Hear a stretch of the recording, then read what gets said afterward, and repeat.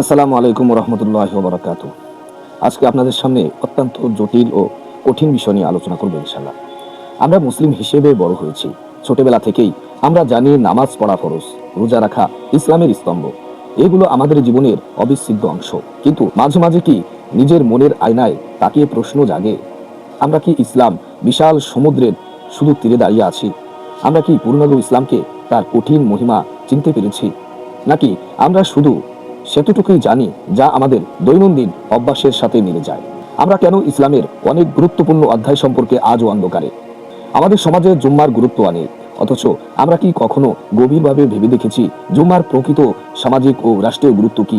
আমরা জানি সালাত একটি পবিত্র দায়িত্ব, কিন্তু জিহাদ ও ন্যায়ের পক্ষে আপোষহীন সংগ্রামের যে গুরু দায়িত্ব ইসলাম আমাদের দিয়েছে, তা কি আমাদের চিন্তায় স্থান পায়?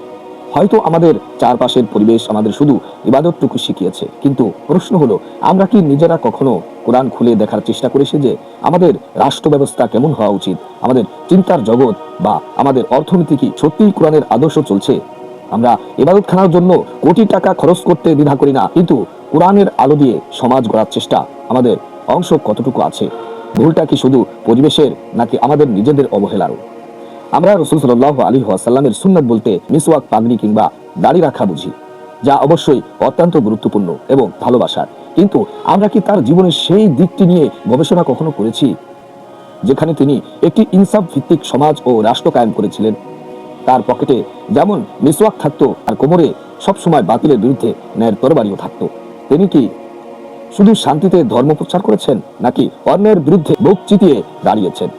আমরা রাবেয়া বসরি বা বড় বড় আল্লাহর ওলিদের আত্মাধিক জীবন নিয়ে অনেক পড়েছি, কিন্তু আমরা কি উম্মতে মুহাম্মাদের সেই বীরদের কথা জানি যারা রোমান সাম্রাজ্যের ভিত কাঁপিয়ে তুলেছিল? খালিদ বিন ওয়ালিদ রাদিয়াল্লাহু তাআলা আনহু এর অসীম বীরত্ব কেন আমাদের হৃদয় কম্পন সৃষ্টি করে না আজ?